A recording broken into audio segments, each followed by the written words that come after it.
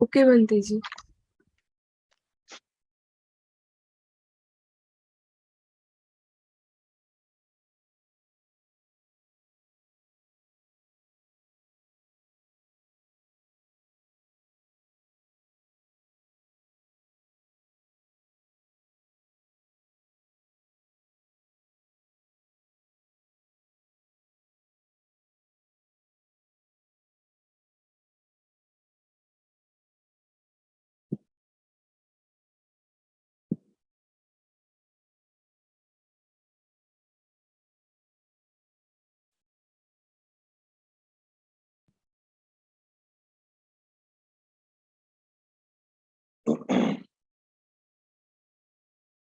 Okay, please start.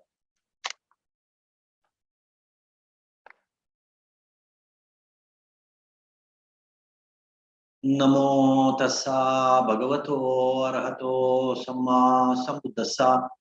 नमो तस्सा भगवतो अरहतो सम्मा सम्बुद्धस्सा। नमो तस्सा भगवतो अरहतो सम्मा सम्बुद्धस्सा। इतिपिसो भगवारहं सम्मा सम्बुद्धो विद्याचरण संपन्नो सुगतो लोकविदु अनुत्तरो पुरिसदम्म सारथि सत्ता देव मनुष्याणां बुद्धो भगवाति। नमो तस्स सम्मा सम्बुद्धस्सा। स्वाकातो भगवता धम्मो संदिटीको अकालिको एहिपस्सिको अपनायको पच्छत्तं वेदितव्यो विन्नुहीति। नमो तस्स नियानिकस्स धम्मस्सा। सुपटिपन्नो भगवतो सावक संगो उजुपटिपन्नो भगवतो सावक संगो न्यायपटिपन्नो भगवतो सावक संगो सामीचिपटिपन्नो भगवतो सावक संगो। यदिदं चत्तारि पुरिसयुगानि अट्टपुरिसपुद्गला एषा भगवतो सावक संगो। आहुनय्यो पाहुनय्यो दक्षिणय्यो अंजलिकरणीयो अनुत्तरं पुण्यकेतं लोकस्साति। नमो तस्स अट्ट अर्यपुद्गला महासंगसा। विपत्ति पटिवाहाय सब्ब संपत्ति सिद्धिया सब्ब दुःखं विनाशाय सब्ब भयं विनाशाय सब्ब रोगं विनाशाय भवेदीगायुकदायक सब्ब लोकं हितत्ताय परित्रन्तं वनामहे। समन्ता चक्रवालेषु अत्र गच्छन्तु देवता सद्धम्मं मुनिराजस्सा सुनन्तु सर्गमोक्तदम्। धम्मश्रवण कालो अयं वदन्तः धम्मश्रवण कालो अयं वदन्तः परितश्रवण कालो अयं वदन्तः। नमो तस्स भगवतो अरहतो सम्मा सम्बुद्धस्सा। कथंचपन भिक्खवे भिक्खु धम्मेषु धम्मानुपस्सी विहरति इद भिक्खवे भिक्खु धम्मेषु धम्मानुपस्सी विहरति पंचसु निवर्णेषु। कथंचपन भिक्खवे भिक्खु धम्मेषु धम्मानुपस्सी विहरति पंचसु निवर्णेषु।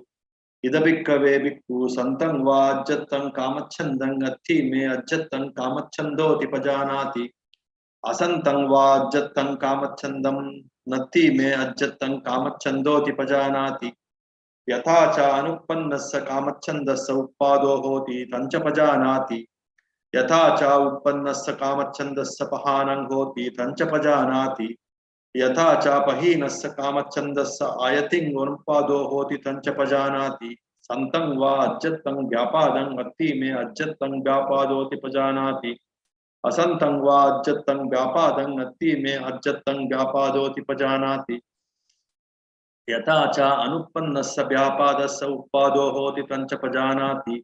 यथा च उत्पन्नस्य व्यापादस्य पहानं होति तञ्च पजानाति। यथा च पहीनस्य व्यापादस्य आयतिं अनुत्पादो होति तञ्च पजानाति। सन्तं वा अज्जतं तिनमिद्धं अत्ति मे अज्जतं तिनमिद्धं ति पजानाति। असंतं वा अज्जतं तिनमिद्धं नत्ति मे अज्जतं तिनमिद्धं ति पजानाति। यथा च अनुत्पन्नस्य तिनमिद्धस्य उत्पादो होति तञ्च पजानाति। यथा च उत्पन्नस्य तिनमिद्धस्य पहानं होति तञ्च पजानाति। यथा च पहीनस्य तिनमिद्धस्य आयतिं अनुत्पादो होति तञ्च पजानाति। सन्तं वा अज्जतं उद्दच्च कुक्कुच्छं अत्ति मे अज्जतं उद्दच्च कुक्कुच्छन्ति पजानाति।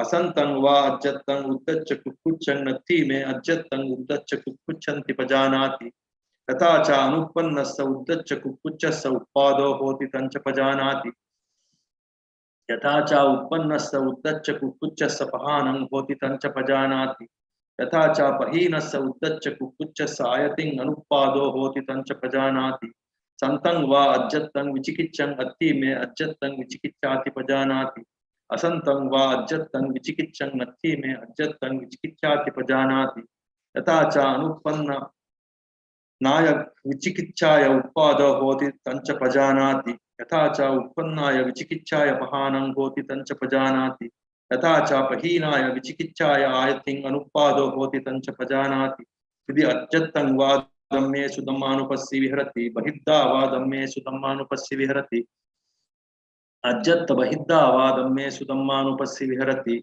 समुदय धम्मानुपस्सी वा धम्मेषु विहरति वय धम्मानुपस्सी व धम्मेषु विहरति समुदय वय धम्मानुपस्सी व धम्मेषु विहरति अत्ति धम्माति वा पनस्स सतिपच्चुपट्टा होति यावदेव ज्ञानमत्ताय पठिष्यति मत्ताय अनिश्चितो च विहरति न च किञ्चिलोके उपादीयति एवं पिको भिक्खवे भिक्खु धम्मेषु धम्मानुपस्सी विहरति पंचसु निवर्णेषु पुनचपरं भिक्खवे भिक्खु धम्मेषु धम्मानुपस्सी विहरति पंचसु उपादानस्कन्धेषु कथञ्चपन भिक्खवे भिक्खु धम्मेषु धम्मानुपस्सी विहरति पंचसु उपादानस्कन्धेषु इद भिक्खवे भिक्खु इति रूपम् इति रूपस्य समुदयो इति रूपस्य अट्टङ्गमो इति वेदनाय समुदयो इति वेदनाय अट्टङ्गमो इति संज्ञाय समुदयो इति संज्ञाय अट्टङ्गमो इति संकारा इति संकाराणां समुदयो इति संकाराणां अट्टङ्गमो इति विज्ञानं इति विज्ञानस्य समुदयो इति विज्ञानस्य अट्टङ्गमोति इति अज्जत्तं वा धम्मेषु धम्मानुपस्सी विहरति बहिद्धा वा धम्मेषु धम्मानुपस्सी विहरति अज्जत् बहिद्धा वा धम्मेषु धम्मानुपस्सी विहरति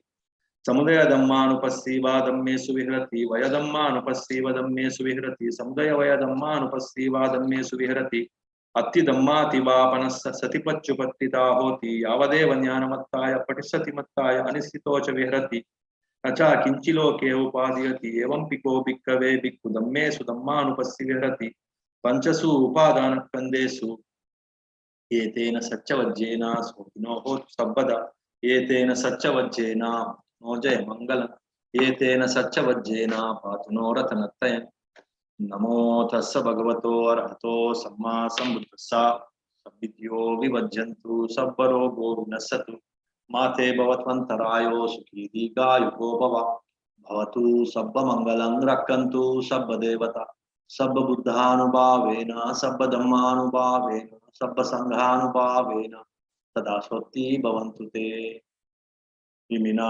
पुण्यकम्पेन मामे बालसमागमो सतं समागमो होतु यावन्निब्बानपत्या इदन्मे पुण्याकमं आसवक्षयं वहं होतु सब्बदुःखापमुच्यतु निब्बान संपच्चयो होतु साधु साधु साधु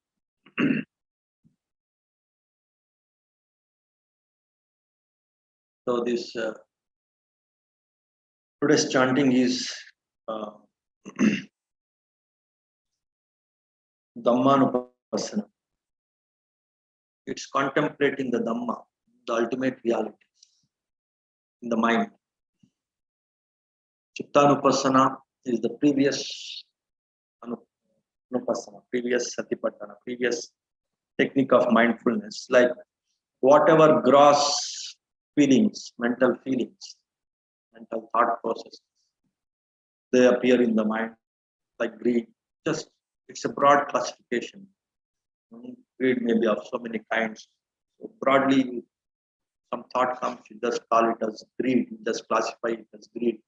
Then it is called Chittanupassana. In the same way, hatred. Hatred also, so many kinds of hatred are there, so many factors that lead to hatred. So all those things should not much bother. You simply observe, oh, this is hatred, and you just know it. That is Chittanupassana. The same way, moha.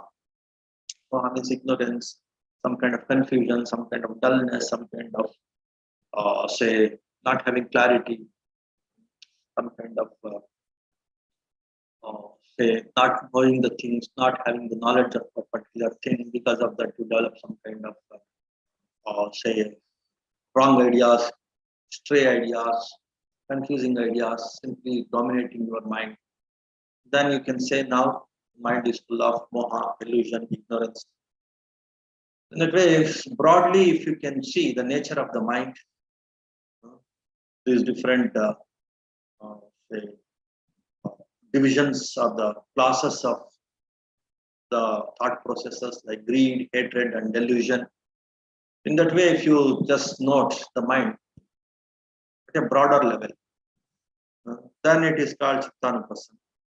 And if you go a little deeper into the nature of these thought processes and the different ways of classifying these thought processes, that Buddha has, of course, given a lot of tools, lot of methods to classify them, to know them, find out them, and to name them, to group them. So that kind of little bit deeper analysis or deeper observation of the thought processes that are going on in the mind, subtler things of the mind, the gross aspects of the mind, if you know, it is Chittanupassana. The subtler things, if you find out, if you note, if you trace them, then it becomes the Dhammanupassana, the finer things, the subtler things, the finer things of the mind, and which are real, which are ultimate, which are not like very temporary, very confusing, or very fleeting. They are the Dhammas. Dhammas means the final truths, the ultimate truths, the ultimate aspects of the mind. They are the Dhammas. So you are aware of those ultimate aspects of the mind process, thought processes, then you are practicing Dhammanupassana. And of course, if you are aware of the Four Noble Truths, contemplating Four Noble Truths, the Noble Eightfold Path, that is also Dhammanupassana. The ultimate liberating truths also is Dhammanupassana. The subtle truths of the mind, they are also Dhammanupassana because they are also the reality. And the liberating truths, like the Four Noble Truths and the Noble Eightfold Path, the 8 limbs or the 8 steps of the Noble Eightfold Path, because those truths also, they liberate you. They will emancipate, they will say annihilate all the thought processes of the mind. They are also Dhammas. The truths, the factors, the knowledge, the wisdom that liberates your mind, that is also Dhamma. The very subtle aspects of the mind, like the one that I have chanted now, the 5 Nivaranas. The Nivaranas means the hindrances. The hindrances, the obstacles that are covering your mind, so that you can't see the truths, so that you can't see the light, so that you can't see the nature of the mind, the true nature of the mind. You can't see the true nature of the body, the true nature of the mind, because some obstructions, some obstacles, some coverings, some hindrances are there in your mind, because of which you can't see the true nature of the mind, true nature of the body. You can't find out what is the body is made up of, what is the mind made up of. That kind of precision observation is not possible if the mind is full of, say, some uh, some uh, uh, some layers of covering, some layers of obstruction. They give an example. There are 5 nivaranas, 5 say, hindrances in the mind, which will hinder you from noting the realities, from finding out the truths, realities, and to get the deep absorption, to see the light and to enter into that light and to get the deep absorption in your meditation. So to reach the deep absorption, the layers that are covering the mind, the hindrances that are covering the mind, they should be removed. There are 5 nivaranas, of course. Why I am connecting these nivaranas? Today's topic is also something like that, which is much more stronger obstructions, which are much more stronger bindings that will bind you, that will bind your mind, that will not liberate your mind. They are called fetters. So there is some connection between the nivarnas, the hindrances, and the fetters. So first, if you understand nivarnas, then the today's topic fetters also you can understand. So in this Dhammanupassana, in this Satipatthana Sutra, in this Dhammanupassana, Buddha has given these 5 nivarnas that obstruct the mind to see the realities. So that contemplation of these nivarnas is also Dhammanupassana. It is also the mindfulness of the subtle things of the mind, the subtler realities of the mind, the finer aspects of the mind. So because of that reason, I just wanted to introduce this 5 nivaranas also. Then we can connect these 5 nivaranas with the 10 fetters. And then we can understand all these things that will come in the way, the enemies of the mind. So contemplating, noting, realizing the enemies of the mind, which will corrupt our mind, which will destroy our mind, which will fix us, which will pull us to this worldliness only. They are the enemies. And the subtler things, the realities, the ultimate realities, by realizing which you can escape from this binding, the bondage, they are our friends. So in the mind, we have both the enemies and the friends. Understanding the enemies of the mind, understanding the enemies of the friends of the mind, that is what is actually the true wisdom, the true knowledge. So that kind of understanding is the Dhammanupassana.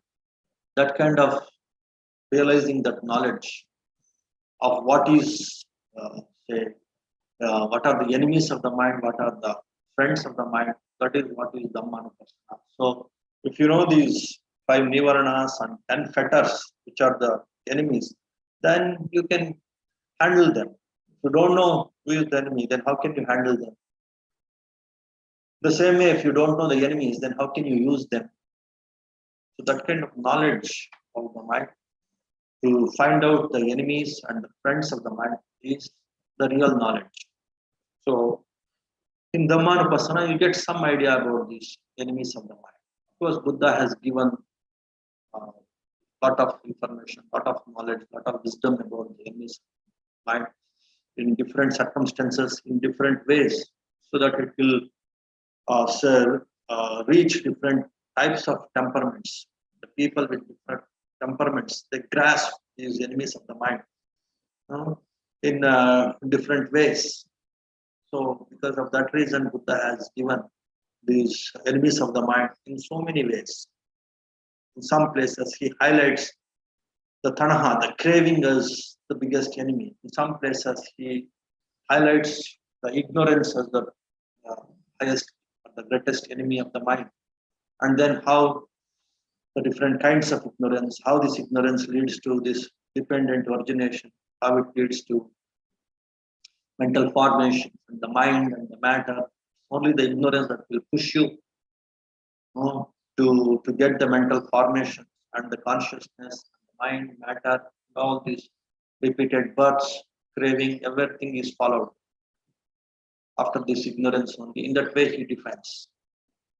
For some people who are interested in working on the ignorance, and for some people, the Four Noble Truths, he explains the craving, the different kinds of craving, so that gives some idea for some people to work on the craving and to annihilate it, cessate it, remove it, and to realize happiness, the true happiness. And in again, Abhidhamma, Buddha talks about the 14 akusala chetasikas, unwholesome mental factors. So for some people, they could connect to it.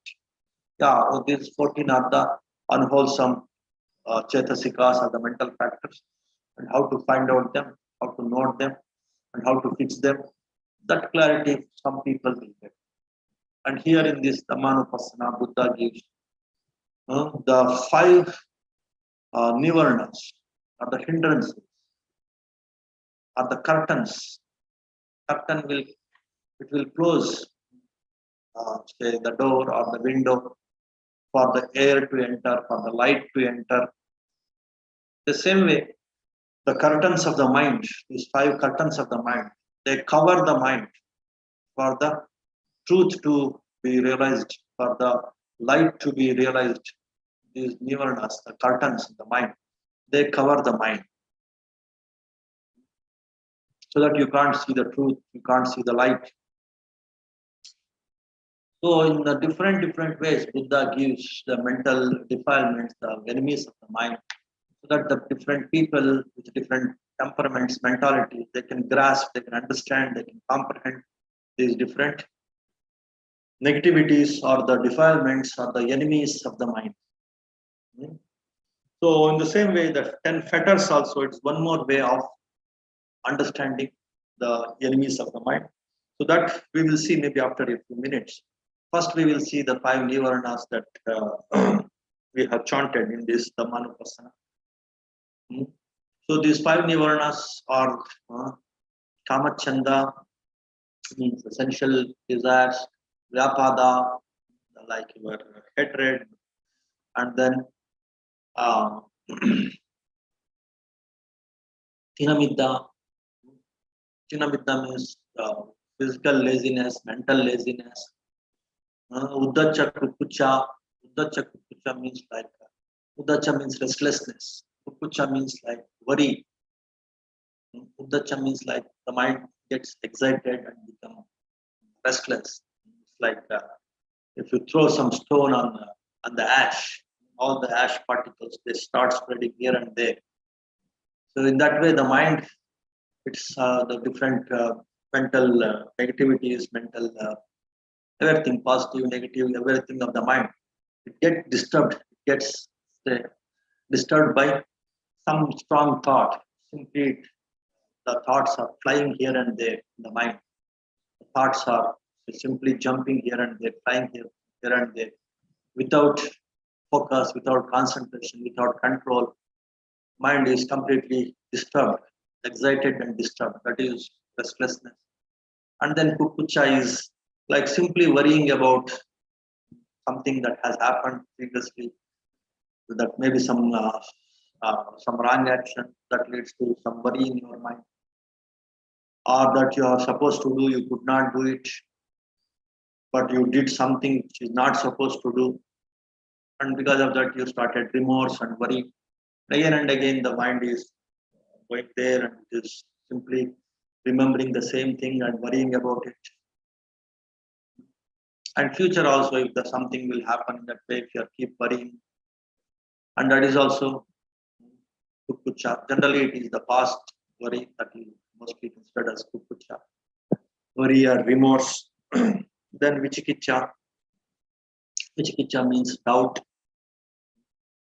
So these doubts, like doubt in whether this path is correct or not, whether this technique is correct or not, whether this meditation is okay, whether this approach is okay, whether this teacher is okay. This kind of doubt is your vichikicha. That way, these things are there in the mind, then you can't practice meditation. Then you can't see the light. These 5 things will cover your mind. They are like the curtains that will obstruct you to see the light, to see the truth, of stilling the mind, settling the mind to enter into the jhana state, the deep absorption state of the mind after deep concentration. So after the mind gets settled, mindfulness will make you to go inwards and start settling. And in concentration, the mind settles on one object. And once all these 5 hindrances, like this sensual desire, the thoughts of sensual desire, the thoughts of hatred, the thoughts of laziness, physical laziness, mental laziness, boredom, the thoughts of restlessness and worry, remorse, the thoughts of doubt. If these thoughts are completely stopped, annihilated, at least for short time, temporarily, then you start seeing the light. Then you start entering into what is called the deep absorptions. The mind gets completely sucked into that light, the deep absorption. You transcend the body, transcend the mind, everywhere you experience the light only. And that kind of deep absorptions you will get, which are called as jhanas. There are different kinds of jhanas. So these obstructions that temporarily cover your mind so that you can't enter into the jhanas. They are called the nivarnas. The fetters that we are going to talk, there are 10. People classify the fetters as 10. They are very strong shackles. They are very strongly attached to you. They obstruct you. They will not allow you to get liberated, to become four kinds of liberated people. Four kinds of liberated people are the Sotapanna, stream enterer, Sagdagami, once returner, Anagami, no returner, Arhant, says completely liberated. These are the four levels of liberation. And if you want to achieve these four levels of liberation, then these deep-rooted defilements, deep-rooted negativities, which are strongly binding you, not temporarily binding you, they are very strongly binding you. Only by achieving these four levels of liberation, you become free from these strong defilements, strong attachments, bindings, which are called fetters. If these shackles, these strong shackles, these fetters are removed, then you get liberation. If these hindrances are removed, the ones which we chanted now, the 5 hindrances, then the curtains are removed from the mind and you can establish in the jhanas, the temporary pure states of the mind. To reach the permanent pure states of the mind like Sagdagami, Sotapanna, Anagami, Arhant, the liberated states of the mind, then you have to destroy the shackles, the strong bondages, the strong, say these chains, samyojana, it's called samyojana in Pali language, these fetters. Samyojana means like strong shackles, strong chains that are binding you, which are not allowing you to become liberated.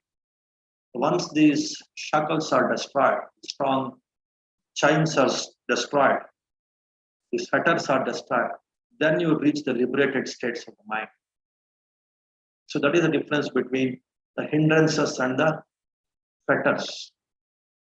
Hindrances, if they are removed, you enter into jhanas. If the fetters are removed, then you get the liberated states of the mind. That way, hindrances are relatively mild in their nature. The fetters are very strong in their nature. The hindrances, by removing, you will get the temporary deep absorption states of jhanas. When these fetters are removed, then you get the permanent liberated states of the mind. That is the Sotapanna, Sagdagami, Anagami, Arhant. These are the four liberated states of the mind. Maybe I will explain a little more detail, little more deeper. In more details, I will tell you after explaining these 10 fetters. So these nivarnas, they give some similes also to make you understand. So how these nivarnas will obstruct your mind and will cover you not to see the light, not to reach the jhanas. So this kamachanda, if let us say if there is some pure water, or the water in a small pond, let us say, or in a well, small well, let us say. So if you pour some colors into that water, then you can't see what is there in that well water. Whether there are pebbles are there in the bottom, whether sand is there, whether something else is there.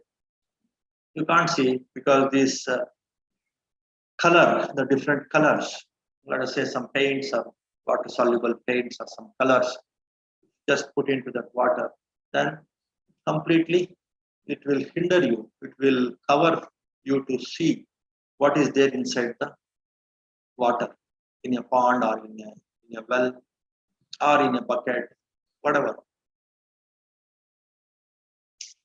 So in the same way, the kamachanda, your sensual desires, they will simply cover your mind. It will not allow your mind to find out what is there in the mind. You can't see the reality, you can't see the light. The true nature of the mind is light. Mind, the light you can't see when the mind is full of these sensual desires. A desire to have this, desire to eat this, desire to touch this, the desire to experience this, see this, smell this, hear this, that kind of sensual desires are there. The mind is completely filled with that, then you can't see the light. You can't see the, you can't establish in the absorptions, the jhanas. The same way, if the water is boiling in a metal pot, or yeah, if you are boiling water, then inside the boiling water, what is there you can't see. So this boiling water is like your mind full of hatred, aversion, full of say enmity. If the mind is full of revenge, enmity, hatred, then the mind is like boiling water. So then you can't see the light of the mind, the purity of the mind, the light of the mind, the stillness of the mind, the beauty, the friends of the mind. You can't see the beauty of the mind, the refinement of the refined mind, the true happiness of the refined mind, the true peace of mind, the true mental health, the refined mind. You can't experience if the mind is full of hatred. Just like in the boiling water, you can't see what's there. The mind gets boiled when there is hatred in the mind.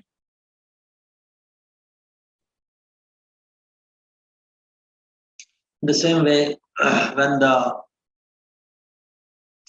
mind is full of chinamidda, like lot of laziness, lot of dullness, then the muddy water can be say uh, explained with the simile of muddy water. If the water is full of muddiness, it is mixed with lot of mud, then that muddiness also, it will not allow you to see what is there in the water. The same way, because of this laziness, dullness, the mind becomes so muddy, so dull, so you can't see the light of the mind. So in the same way, restlessness and kukucha, worry, the water is affected by the storms and heavy wind, then again you can't see what is there inside the water. Same way, if the mind is disturbed by a lot of restlessness, lot of say this worry, then you can't see what is there inside. In the same way, the vichkicha, doubt. Of course, you can relate the doubt also to the muddiness, the muddy water, or you can say the water full of these water weeds. Then also you can't see what is inside the water. The same way, the mind is full of doubt, or yeah, something like that. You can't see inside what is there inside the water. That way, there are some similes to just to help you to understand how these nirvanas, these the mental hindrances, they will obstruct you. They will not allow you to see the pure water. They will not allow you to see the nice things inside the pure water. Same way, these nirvanas, they will not allow you to see the light of the mind, purity of the mind, and because of that purity, and you start liking and appreciating and start settling, you're getting settled in that purity of the mind, then you get the jhanas and absorption. The same way, these five only, with little, a few more, with little more expansion, and and if you can remove them from the root by correctly understanding, thoroughly understanding, then you can get liberation also. Then you can get complete liberation, liberated states of mind also you can achieve. Not just the jhanas, even the liberated states of the mind. You can achieve the complete enlightened states of the mind.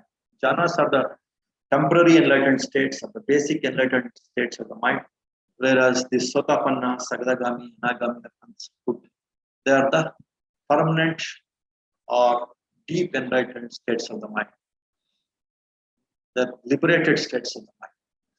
Once you reach those states of the mind, then some of these fetters are completely removed. When you get the jhanas, these five nivaranas, five hindrances are temporarily removed. When the mind is in the state of jhanas, that time you will not be having any kind of kamachanda, sensual desires, no hatred, no dullness of the mind, sleepiness of the mind, no restlessness of the mind, no worry in the mind, no doubts in the mind. That is for temporary. Once you come out of jhanas, again these nivaranas, they may start playing in your mind.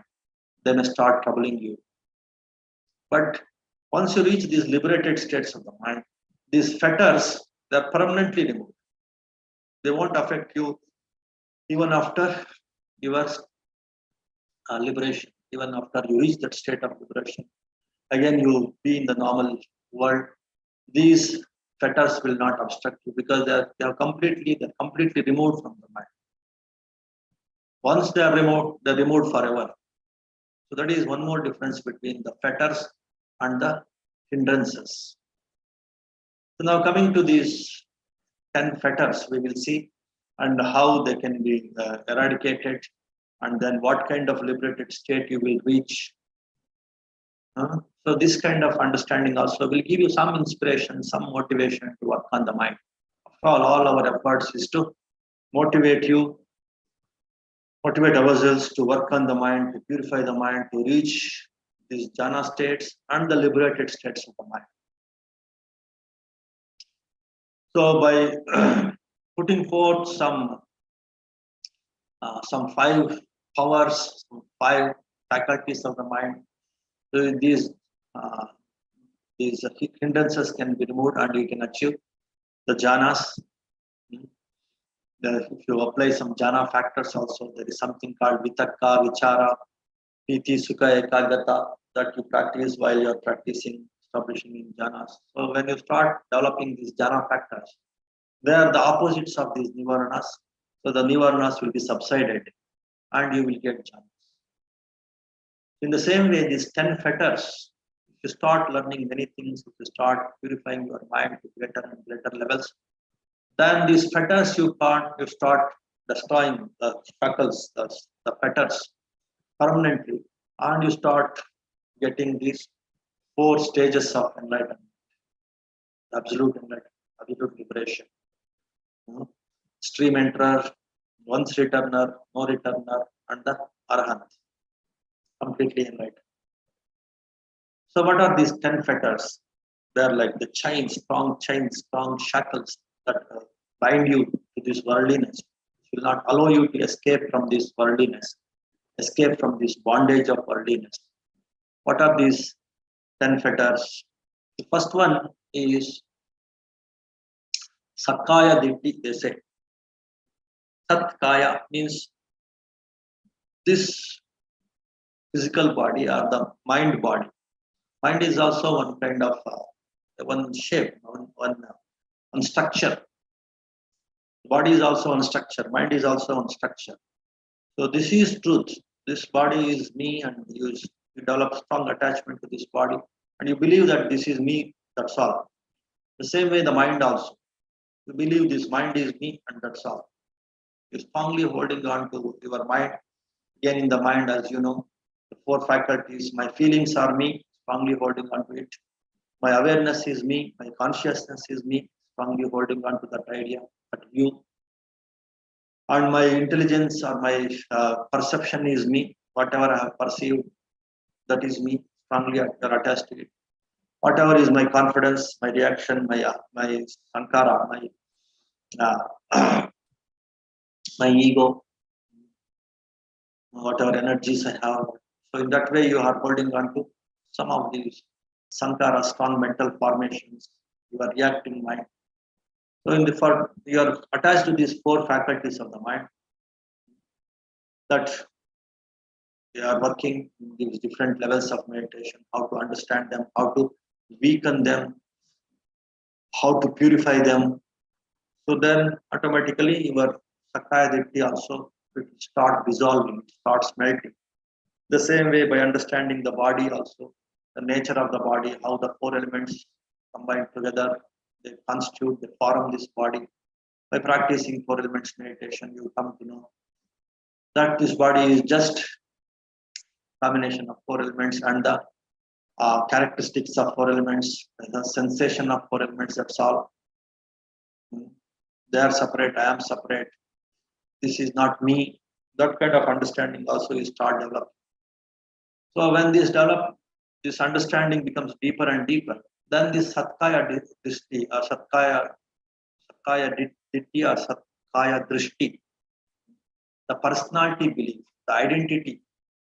You are identifying yourself with the body, identifying yourself with one of these components of the or the faculties of the mind. This is me. Then you you are not liberated.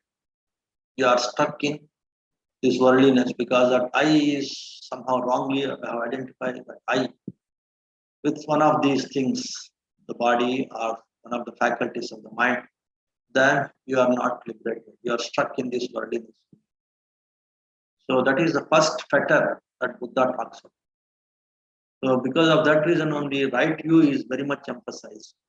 For that matter, right view itself is Dhamma. If you understand the right view, then you will come out of this Sakaya Ditti, this personality belief, that ego, that identity of you are identifying with something, and your mind will be relieved from this identity, and then you start experiencing the glimpses of the enlightenment or the liberation or Nibbana, and that is what is this first fetter. First fetter is say removed, shattered. The shackle is shattered. Then much of the work is done. Because of that reason only. So working on these four elements of the body, four faculties of the mind is very, very crucial. You don't understand the four elements of the body, four faculties of the mind by this systematic approach of noting the four elements and characteristics of the four elements, four aggregates and the nature of these four aggregates, penetrating into the nature of these four aggregates, purifying these aggregates and knowing them. That is the only way. Then only you can come out of this fetter, strong fetter that binds you to this worldliness. That is your Sakaya Ditti, personality belief, your self, belief in this self, this personality, this identity. Buddha gives so many kinds of wrong views. People are stuck in this world because of so many wrong views. People can't escape from this personality belief. People say, I became one with the universal I, became one with the God, I became one with the Supreme Soul.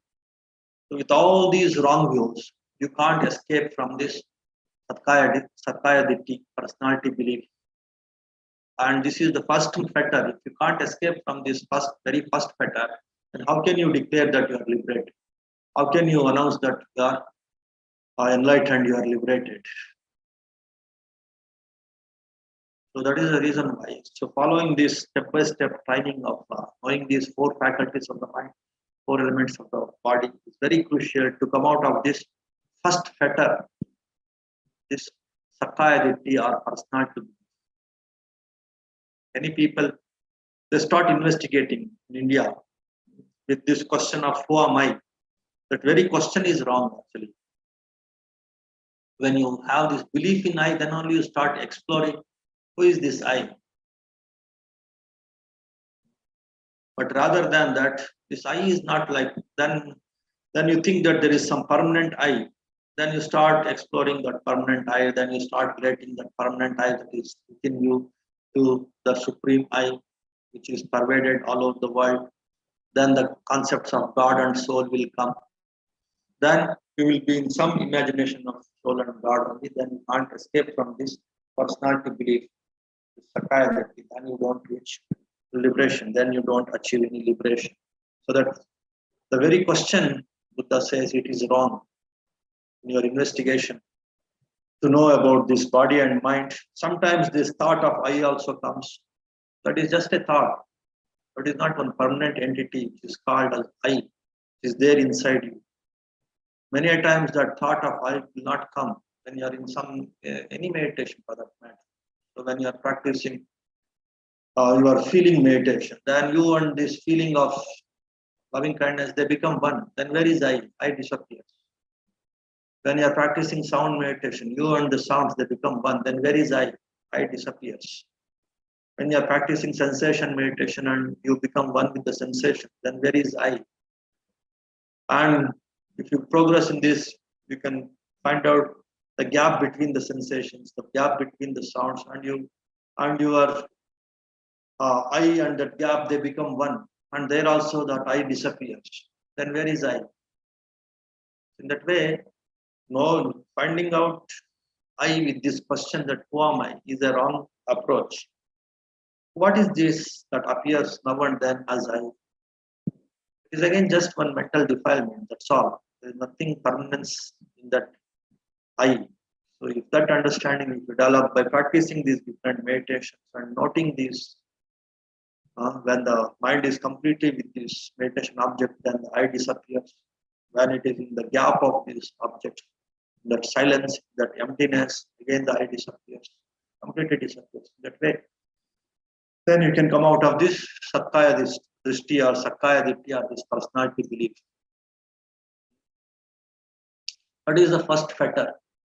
So once that Sakkaya Ditti is removed, then most of your attachment to this worldliness is removed. And the next one is your Vichikicha. Vichikicha means the doubt. The doubt, again, it is, of course, the doubt you have seen in the hindrances also.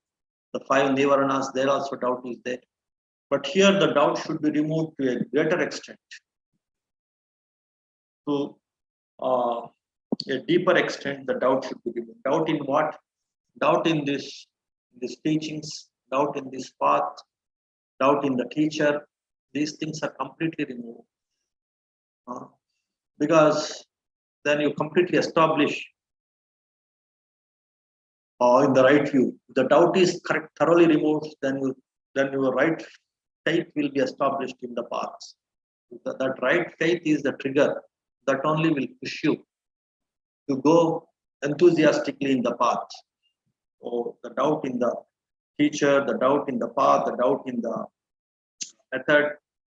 So these things are removed. Then you can achieve what is called the second fetter is destroyed. Then the third one is your Shilabhata Paramasa, like blindly following some rites and rituals.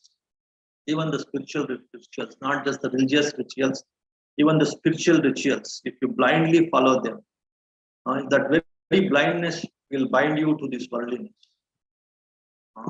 So that kind of practicing many rites and rituals, especially in ancient India, there were so many blind rituals, blind practices people used to get involved in, and thinking that they liberate them.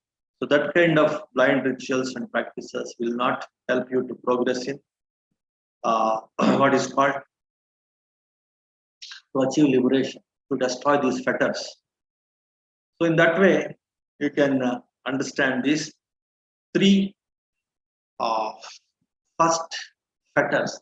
These first 3 fetters, if they are completely removed by practicing right knowledge, right view, authoritatively, correctly understanding, and correctly practicing the different meditation techniques based on this right view, like the different right view meditations pertaining to your awareness, pertaining to your feelings, pertaining to your confidence, pertaining to your perception, and also the meditations that will help you to realize the nature of the body, the rupa, body, nama, rupa, paricheda, jnana. So you will achieve what is the true nature of the nama, mind, 4 faculties of the mind, what is the true nature of the rupa, the body, the 4 elements of the body. These correct understanding you develop through all these different meditations, to both experience and also with analyzing correctly. And you correctly differentiate these 4 faculties of the mind and 4 faculties of the body.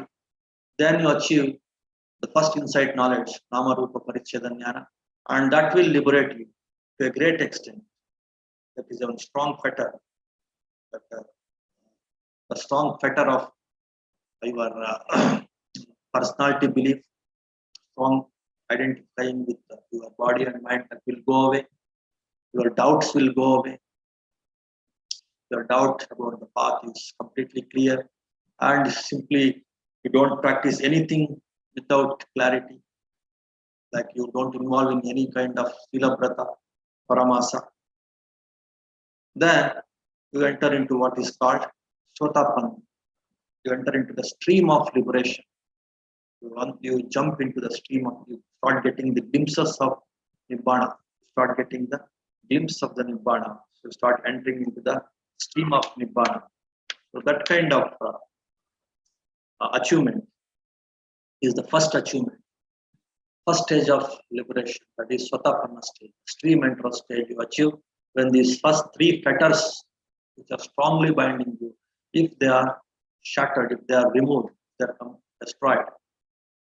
Your personality belief, your doubt about the path and about the techniques, and your blind adherence to rites and rituals and practices.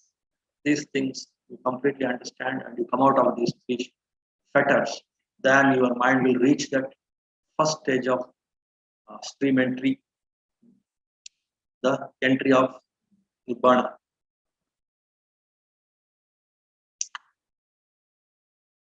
So they say this personality belief is a major obstacle in spiritual progress. Not only we are attached to the idea of self, we even glorify it. Always that spot is Bhavatanaha. Always we try to push ourselves in so many ways. In some way, somehow if you are disappointed, your I is disappointed, your ego is hurt, then in some other way you want to push yourself, show your ego, show your personality, show your identity. So in that way, we start glorifying this I also. That is also a big fetter for you to realize Nibbana, to realize enlightenment, to become Sotapanna. And all other defilements like your conceit, your ego, your arrogance, your pride, your self-abasement, all these things are rooted in this personality belief. You have strong this I-ness and minus, then your ego, your conceit, your say self-centeredness, your pride, your arrogance, everything will start flourishing, starts growing. Attachment to idea of I is fundamental to all problems. We defend the idea of I. We are not in a position to give up this the idea of I at any cost. It's strongly rooted. We always try to defend this I. We seek to cherish I, seek to glorify and cherish, and we just always try to feed this I. Just like it is like feeding with the fuel. It's like feeding the fire with fuel. It's like a very big fire.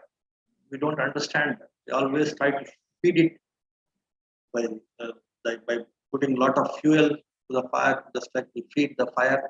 Same way, we always try to feed this I, concept of I-ness and minus, that we strongly holding on to it. So many ways we try to feed it, and we try to grow it, cherish it, develop it, glorify it, instead of nullifying, instead of diminishing, instead of dissolving, instead of melting.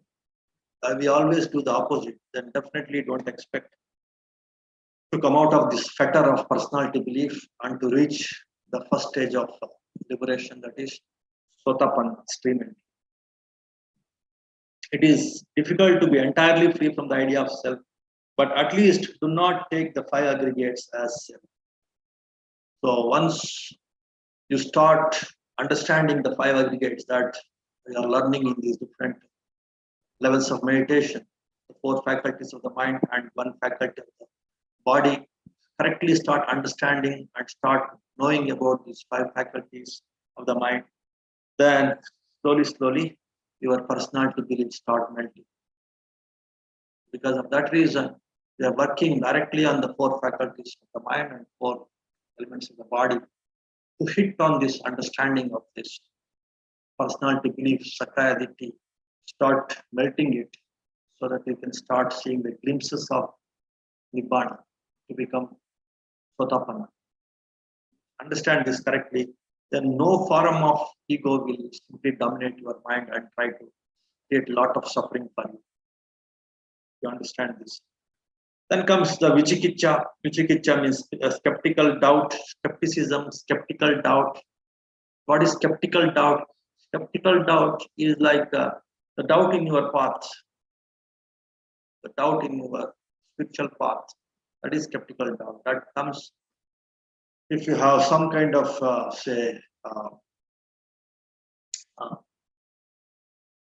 wobbling in the mind, half-heartedness in your mind about the teacher, about the communion, about the group, about the teachings, about the rules,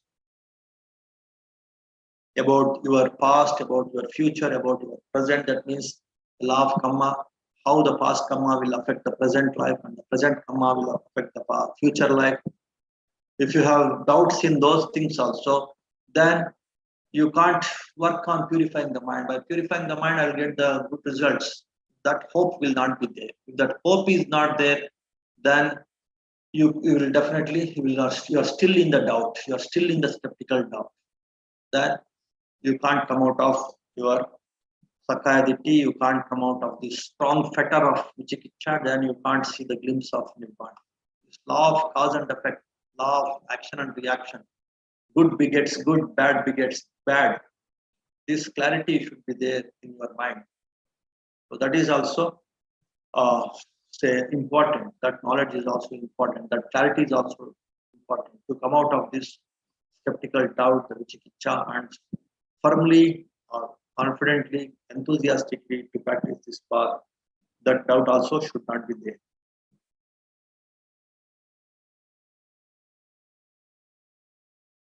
So in that way, so vichikicha, the doubt also should be removed, and also how ignorance leads to the formation of these mental formations and consciousness that leads to craving, that leads to suffering, repeated births and deaths. So how this dependent, one is dependent on others, how suffering is dependent on craving, craving is dependent on ignorance. So this kind of dependent origination, if you don't have clarity, then also you are in doubt. So these different kinds of doubt, if they are eradicated from your mind, of course by practicing these different meditation techniques authoritatively, then you can come out of vichikicha also. Then Silabhata Paramasa, this means adherence to wrongful rites, rituals, and ceremonies in the mistaken belief that purification can be achieved simply by their performance. By performing some ceremonies, some yajnas, yagas, pathas, some practices that will remove all my mental defilements and I will become pure and I will be liberated. They give some temporary relief, just like intoxicants. As I always used to tell you, all these ceremonies or all these rituals can't completely outrightly reject them. They give some temporary relief to the mind from some stress or anxiety, some worry or some fear.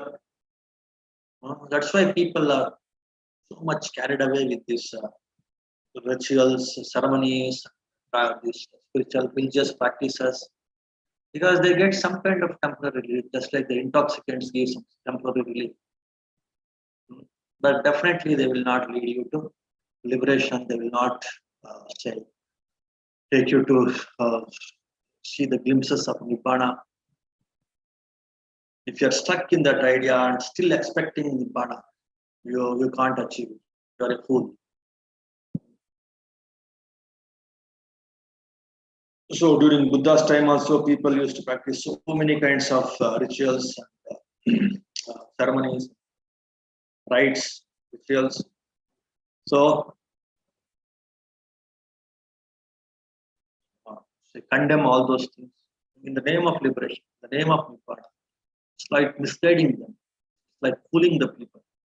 So Buddha resisted it. Buddha fought against those things, and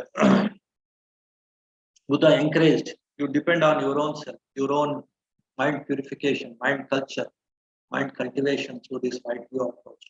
That's what Buddha encouraged. You are the master of your mind. You work on your mind and liberate your mind. That's what Buddha used to encourage. But only a few people will take it up. Many people they want some say relief from someone else. They don't want to work on themselves. They want some godman, some priest to help them to remove their evils, to remove their suffering, to remove their craving, or to remove their sins. They want someone else. They don't want work on their mind and remove their sins. They want some savior. They want some guru. They want some godman. They want some God's representative. So that will not help you. Buddha has authoritatively declared, very has given the clarion call. Attahi Atanon. You yourself is your master who can work on your mind and get liberation. Nobody can help you. Nobody, others. I am just the master. I can show you the guide path, that's all. But it is you who should work on that. On what? On purifying the mind. So in that way, all these rites, rituals, the name that the guru will help you, the master will help you, Godman will help you, the savior will help you if you do these rituals. They don't really help you to achieve the ultimate freedom. That's what is Buddha declared. Oneself is one's own master. Who else can be the master?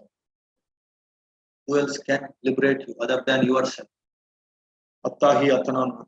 You are the teachers who teach us this Dhamma, the right view. They simply show you the path, that's all. So neither the repetition of holy scriptures, nor self-torture, nor sleeping on the ground, nor the repetition of prayers, penances, hymns, charms, mantras, incantations, invocations can bring us the real happiness of Nibbana. Instead, Buddha emphasized the importance of making individual effort in order to achieve one's own spiritual growth. Practice this right view, practice this Noble Eightfold Path, practice right mindfulness, right view meditations with confidence, with clarity. This is the direct path. This is you're directly hitting with this right knowledge, with right practices of knowing one's own mind, purifying one's own mind. Why you try to look into so many other kinds of shortcuts? Maybe they can give you some temporary relief. In many cases, even the temporary relief also will not. Some blind faith will develop in your mind, and you blindly get trapped into the tricks of the crooked people many a times, or foolish people.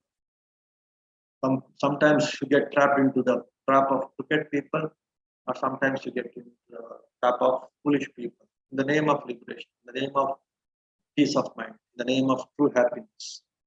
So don't get into that kind of trap. In that way, Buddha is encouraging to work on one's own mind, then come out of these fetters, the fetters of Sakaya Ditti, Vichikicha, and Silabhata Paramasa. These three strong fetters, if we can able to destroy, shatter them, able to mitigate, nullify, remove them permanently, then you end up in what is called the first state of your enlightenment, that is Sotapanna stream, and you enter into the stream of Nibbana. You will start getting the glimpses of Nibbana, and it is permanent. Again, these three things will not come back to you, unlike the hindrances. Hindrances, after you come out of the jhanas, they will come back to the mind.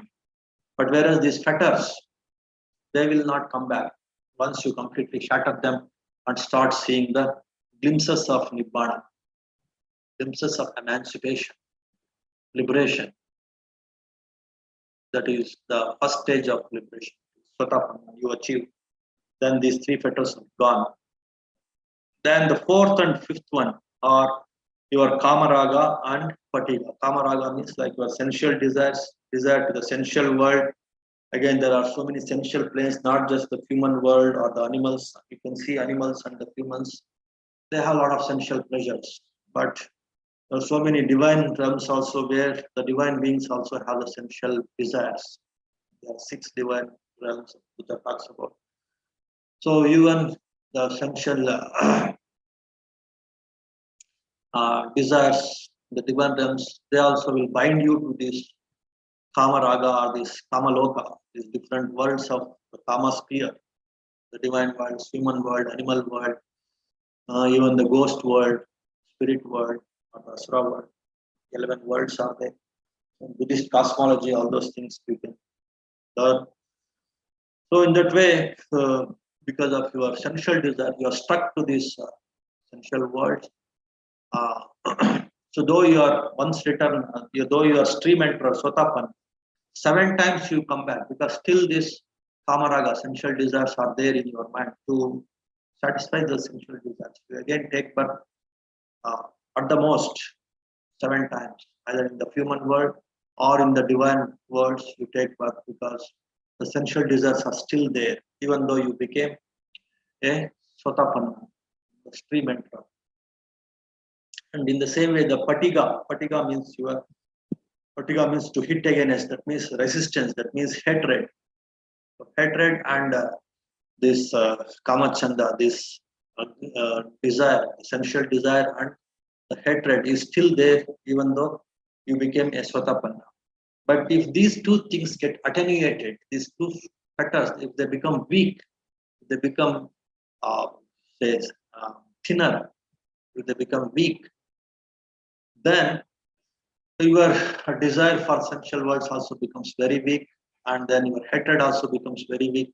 Then at the most, one time you come back to this human world or the divine world. And that state of mind, that state of liberation, that state of achievement of the mind, liberated mind, that second level of liberation is called Sagalagami. Sagalagami means like one time he can agama, he comes to this human world or the divine world. Because little bit of sensual desires, little bit of hatred is still there in his mind.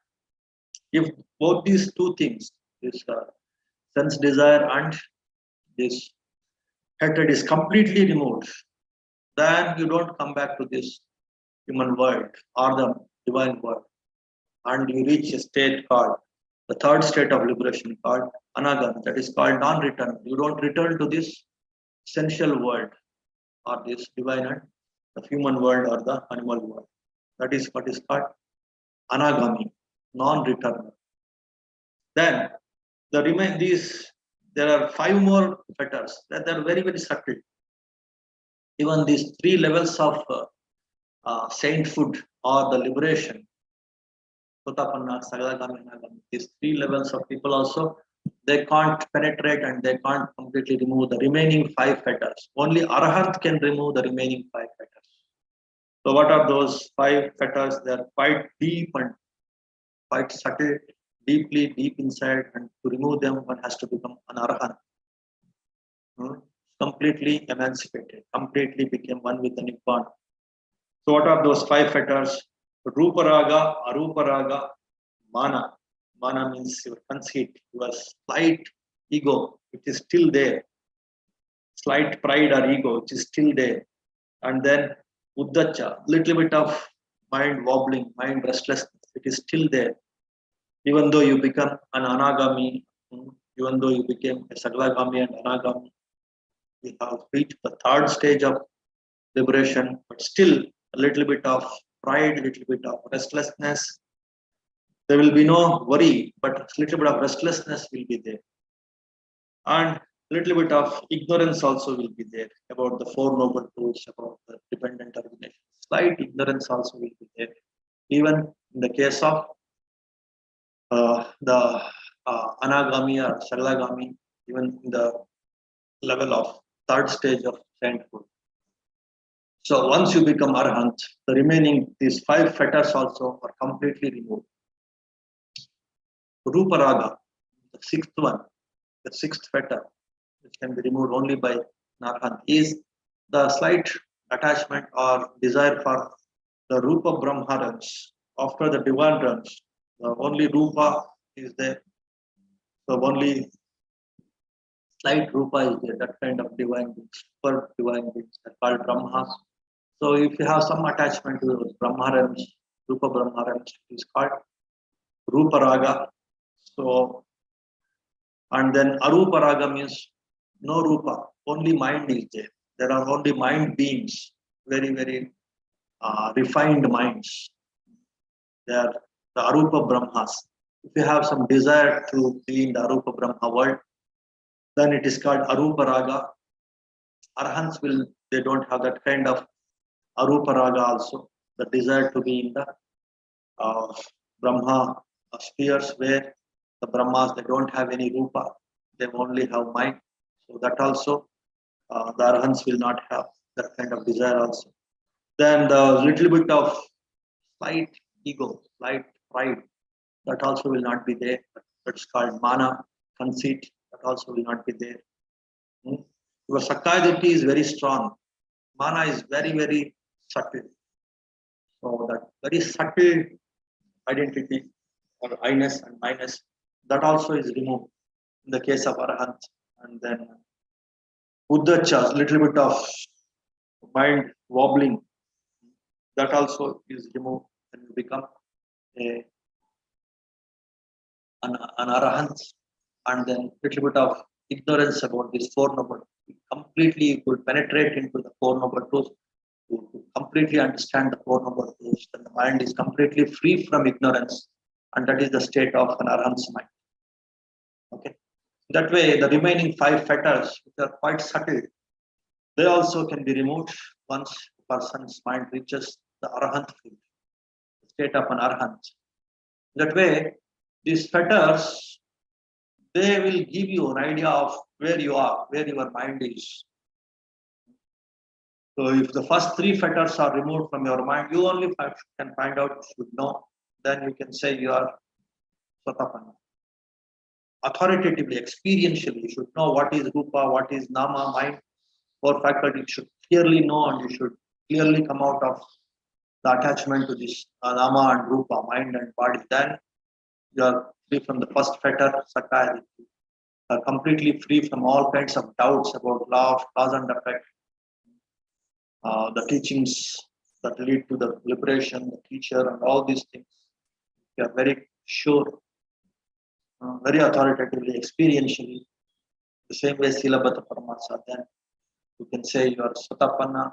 The other 2, Kamachanda and Patiga, if they are your hatred and sensual desire, if they are little bit weakened, attenuated, like they become weak, thin, they become thin, your Kamachanda, Vyapada or Patiga, hatred, then you have reached Sagalagami state, they're removed completely, then you have reached Anagami state, and the remaining 5 fetters, Ruparaga, Aruparaga, Mana, Uddhacha and Avidya, if they're completely removed, then you have reached the state of Arhat.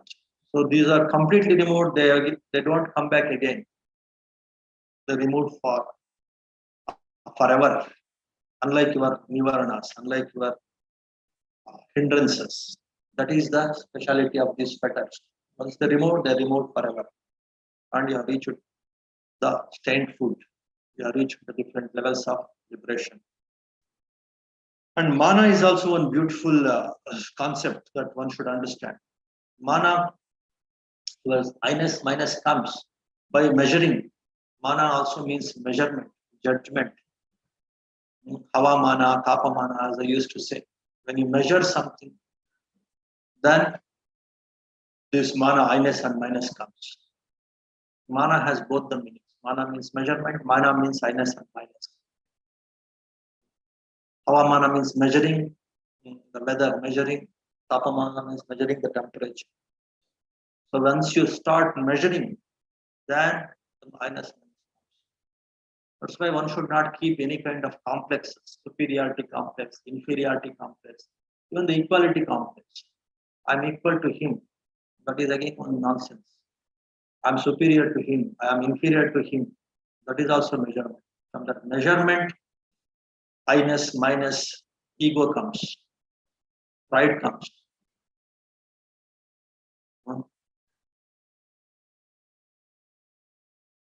So when you stop measuring, start standing independently and start working on your own mind in your independent approach by taking the instructions from the teacher or from the teachings. That's it. Measurement starts, then you get trapped into this mana and sakayaditi and you fall into this worldliness. All these worldly things, worldly beings, they're stuck in this measurement. Oh, he is superior, I should overtake. Oh, he is inferior, I should dominate. Oh, he is equal to him. So how to say, how to overtake him or cross him so that I can become superior to him, or how to fall back, how not to fall back. Now he may be equal, next he may become my superior. That way, all these complexes of equality, superiority, inferiority, that will create a lot of problem. If that multiplies, then Sakayaditi multiplies, then you get trapped into a lot of suffering. Once you understand this foolishness of measuring and judging and say comparing you with others, once this understanding of not to compare develops in your mind, then you can escape from lot of suffering, and maybe you can achieve the states of Sotapanna and the subsequent states of liberation also. And of course, to achieve this kind of knowledge, wisdom, experientially is also important. Understanding through by listening, by logically understanding this is also okay, but it is only the basic.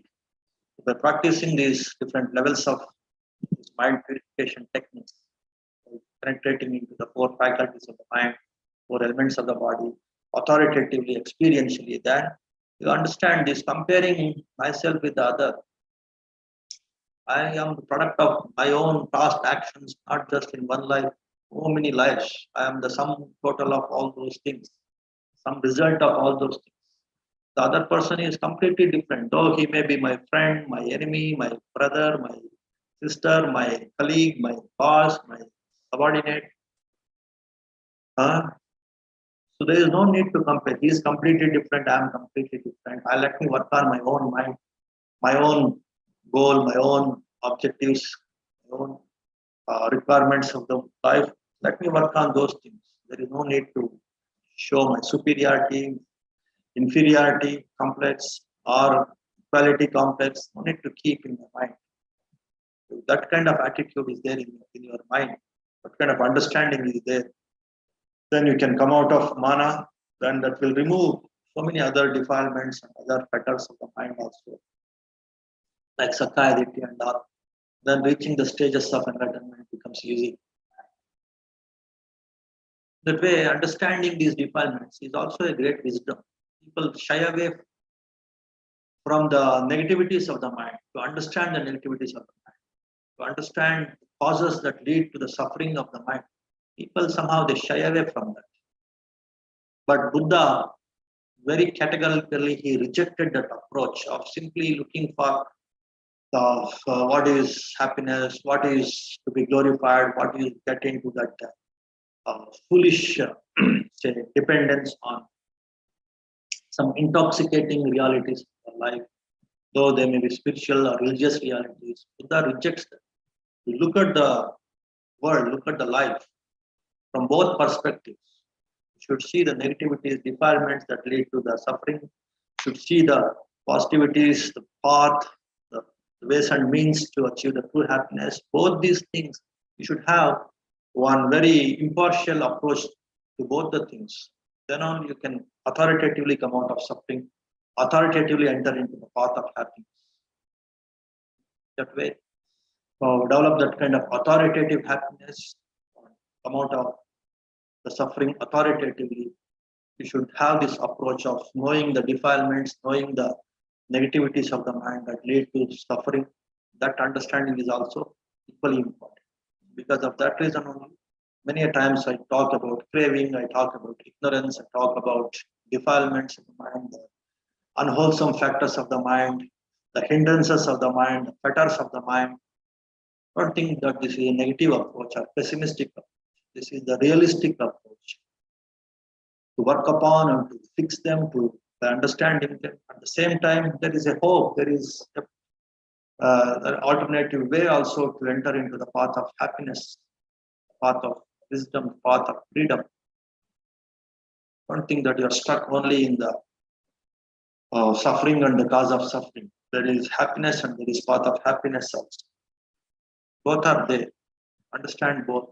That is easy for you to achieve the true happiness, true peace of mind, true success, and true health also. Okay, so with that, conclude today's Dhamma talk. There are some questions here. Vandami Banteji, will the experiencing or going through the process of death be the highest suffering? If so, what sort of skills one should develop to go through death suffering? Very simple. This is not the highest suffering. The experience of death is not the highest suffering because it is highest secret, highest mystery.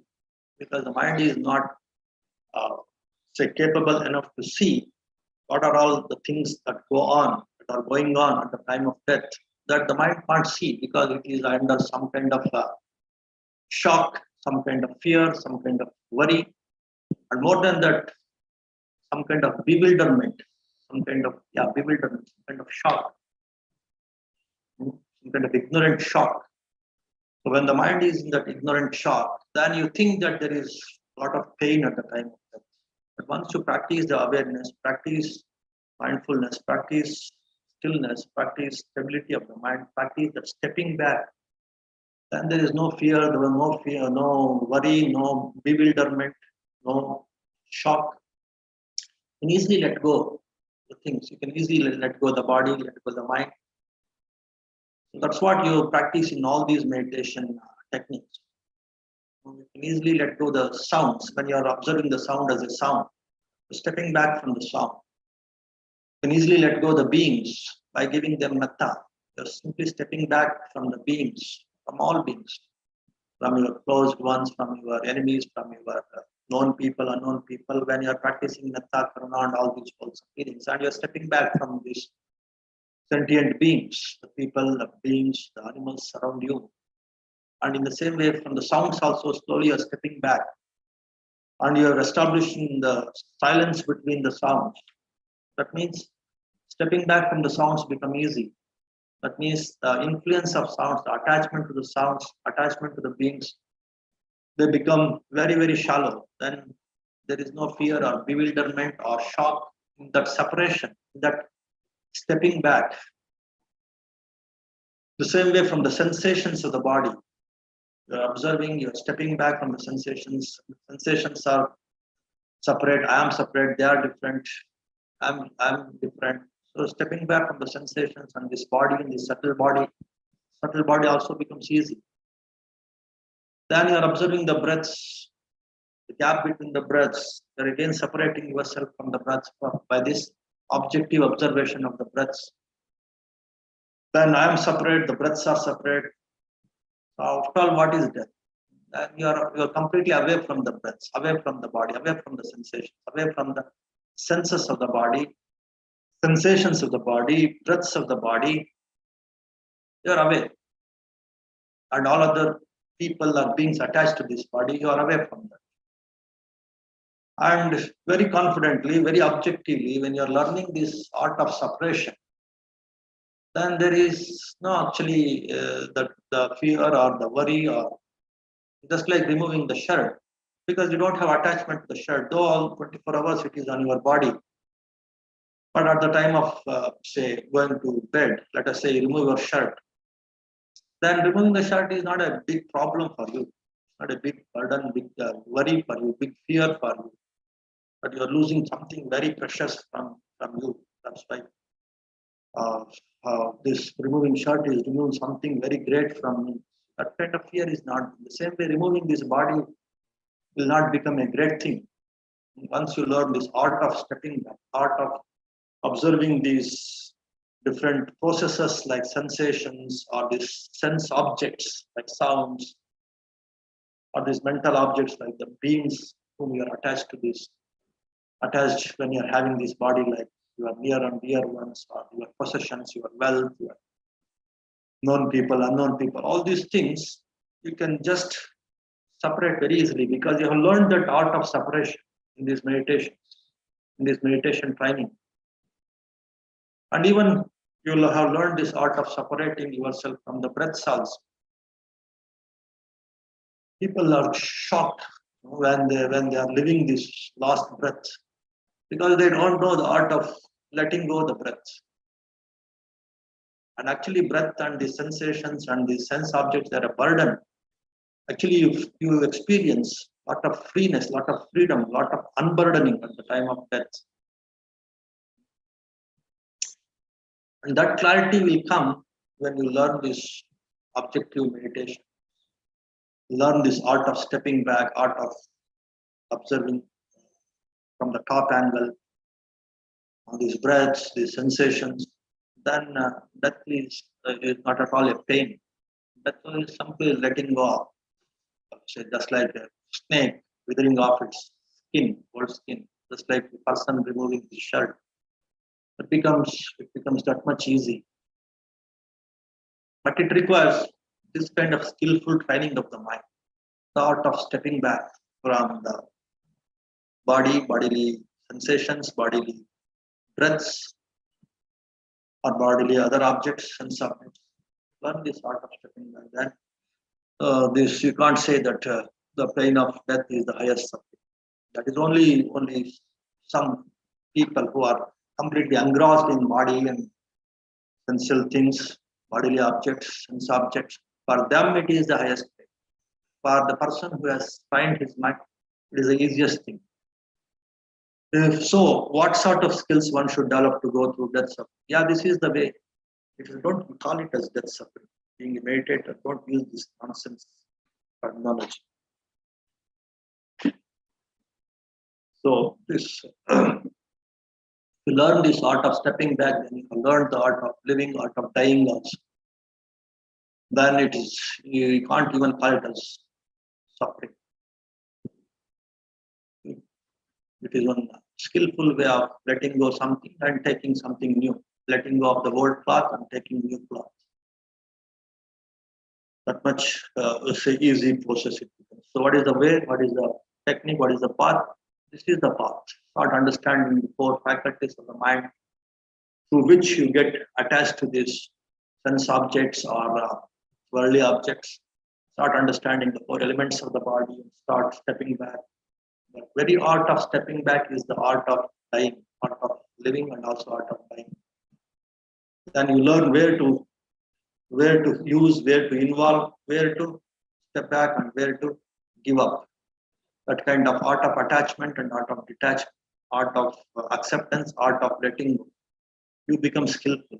Then dying and taking new birth will become very easy. It will not become something. Only for those who don't know this art of mindfulness, art of meditation, art of this right view meditation, right view mindfulness. That means stepping back and observing the things objectively. For them, it is suffering. For them, it is pain. Once you are into this path of observing the things as they are objectively, then giving up the body also becomes very easy. Start letting go of the body also becomes very easy. You become skillful in letting go of sound, sensations, beings, breaths, then letting go of the body also becomes easy. That art one should learn. That's possible only through this right view mind culture. Vandami Banteji, how to differentiate Sakaya Ditti and Man, whether both are they are interrelated. As I told you, Sakaya Ditti is quite strong. You attach to your body very strongly, you attach to your feelings very strongly, you attach to your conscious very strongly. Mana is very, very subtle. And that very subtle mana comes from this measurement by comparing, by measuring with other, measuring with any other thing. We should stop measuring completely. But human minds are so much engrossed in measuring. So deeply they are having this kind of superiority complex, inferiority complex, equality complex. Even equality complex is your mana, is your conceit, is your deep-rooted, this defilement. When you completely stop measurement, then of course, when you have completely stopped measurement, then you have crossed this Sakaya Ditti actually. Automatically you have crossed this Sakaya Ditti. And you have completely understood the four faculties of the mind and you have understood the four elements of the body. Then you have definitely crossed this Sakaya Ditti. And in addition to that, when you stop measuring the other four faculties of the mind, the other mind, and the other four elements of the body. Stop measuring with other four elements of the other body and four faculties of the other mind. Authoritatively, again, thoroughly, then the mana also will completely remove. First, Sakayaditi is removed by practicing this four elements meditation and four aggregates meditation, purifying them. And then again, if you achieve the deep jhanas and you achieve this, say, the deep jhanas, when you achieve different insight knowledges, then also this measurement will be completely stopped. Consciously also one should develop this ability to not to measure, not to compare. And in the meditation also, one should go deeper and deeper, and one should seek one's own space, one's own, say, law of karma from previous lives, how you developed the new life, the new body, the new mind, what are the causes that led to the formation of this body, that all that understanding it becomes deeper and deeper, then you automatically lose interest in measuring with others. Then your mana also will go up. In that way, this Sakayaditi and mana, definitely they are interrelated, but the mana is very, very subtle, very, very deep rooted. Sakayaditi is relatively more shallow, more grass, is more grass. So in that way, that's why Sakayaditi is given as the first fetter, whereas mana is the eighth fetter. Only the arhants can remove the mana. Sakayaditi can be removed by Sotapannas also. So there is a relation between Sakayaditi and mana. Vandami Banteji, my question is whether 10 Pali Bodha are extended part of fetters or the different. Yeah. See, defilements can be explained, can be perceived in different ways. Different, as I was telling you, the 14 Akusala Chetasikas, that is one way of understanding the defilement. The 5 Nivarnas understanding, the dependent origination understanding, the defilements through dependent origination. And then Nivarnas, and then fetters, and then there are so many Abhidhamma techniques, so many Abhidhamma masters, they bring in the defilements in different ways. There's something called 10 secondary defilements also. They talk about some secondary defilements also. Then they talk about minor defilements. That way, everything, all defilements can be related. As I was still telling you how this Sakayaditi can be related with mana. Even you relate Sakayaditi with the Vichikitcha also. Even you can relate Avidya with any of the other defilement also. So in that way, all other ways of defining defilements can be definitely related to other ways of defining defilements. So in that way, understand defilements in all possible ways, in different possible ways. Nothing you are going to lose. You develop tremendous understanding, deeper understanding. The same way, the positive things also, you start understanding the positive things, how to cultivate the mind, in what ways you have to cultivate the mind, like your Sati Sambodjangas, your Bodjangas, what are the Bodjangas and how to practice them, thereby how you can develop your mind. In the same way, you can learn about, let us say, your balas, your powers of the mind. You can learn about your faculties, indriyas of the mind, how to develop them. In the same way, the parmis, the punya kriyas. What are the parmis? The Mahayana people, they talk about 6 parmis, and there are other people that talk about 10 parmis, whatever it may be. All of them are interrelated. Start learning, start understanding, start practicing, not simply learning. That's what is the problem with many people. And they develop some more ego. Oh, I know this, I know that, I have understood these things in different ways. They have not internalized them. They have not experienced them. And they have not, say, contemplating them. They are not contemplating them. That will simply knowing them and developing some kind. I know is the biggest ego. If you are not experiencing, using, contemplating, making use of them to purify the mind, you are not doing that, then simply knowing will become again one big hindrance. That will add up your mana, your sakayaditi, your ego. That intelligence ego, knowing ego is the biggest ego. If it is not properly, skillfully utilized to say attenuate or weaken your ignorance, weaken your defilements. If you are not using that knowledge of defilements, then it becomes one more defilement. That way, simply don't stay at the level of knowing the things intellectually. Try to apply them, try to note them, find them in your meditation also, how they come. Then it becomes like wisdom. Then you can learn how to attenuate them. Then you can learn how that kind of defilement will lead to suffering. That kind of understanding will develop. That way, let the meditation is the foundation. Based on that foundation, all learning will definitely help. If you lose that foundation and simply roam in the words, in the information, then you are a fool. Okay, so keep this basis of this foundation of meditation and start knowing all the defilements in different possible ways. Start knowing all the different positive dhammas or the dhammas that you have to cultivate, like parmis, punyakriyas. Cultivate them.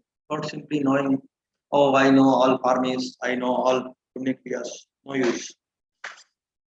So in that way, all are interrelated.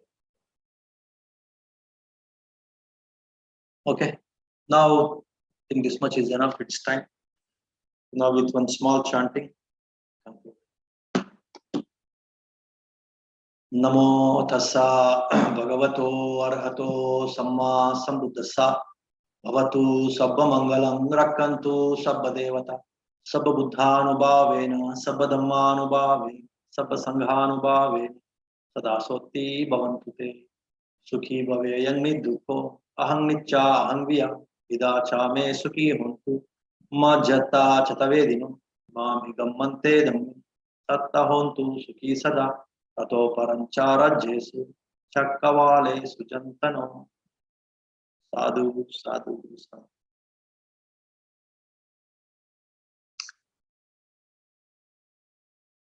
About this death and all, again there is a meditation, Marananusati, contemplation of death. That also actually will give you a lot of insights into the art of dying, lot of insight into this concept or into this process of dying. Level 2 only. Now we are conducting level 2. This Anicca meditation or Marananusati meditation. That will also give the understanding of inevitability of death. When something is inevitable, then the wisdom is, then the smartness is to simply accept it instead of simply resisting and getting frightened, getting scared by that is foolishness. And that is inevitable. Simply accepting is the wisdom. That very acceptance, that very art of acceptance, lot of fear, lot of pain, lot of suffering will go away. Of all, everything is momentary. Death is momentary. Again, the next life is momentary. That 1 second of, or in 1 moment of death, what kind of suffering you experience? How much pain you experience? And pain comes from fatiga. You see the beautiful word today that we have seen. Very resistance is pain. That's all. And there is acceptance, and the resistance goes, the pain goes. That very resistance, the whatever little physical pain is there, it multiplies into the mental pain. So the understanding and acceptance, these two things will mitigate, will completely dissolve that physical pain at the physical level itself. Will not allow that physical pain to become mental pain. Like very fear, this bewilderment, like tension, shock. All these things will go away when you learn this art of acceptance, lot of art of this, say, understanding the momentariness of either death or the birth. So these things also one should understand at the intellectual level, at the experiential level. One should understand the ultimate nature of the body, ultimate nature of the mind, and stepping back from the body becomes like child's play. Okay, so with that we conclude today's talk. May all of you be happy, healthy, and peaceful. All of you come out from all kinds of craving, fear, defilements, fetters, nivaranas, and all kinds of unwholesomeness, and you achieve the true happiness, true health, and true peace of mind. Sukhi Hantu Mangal.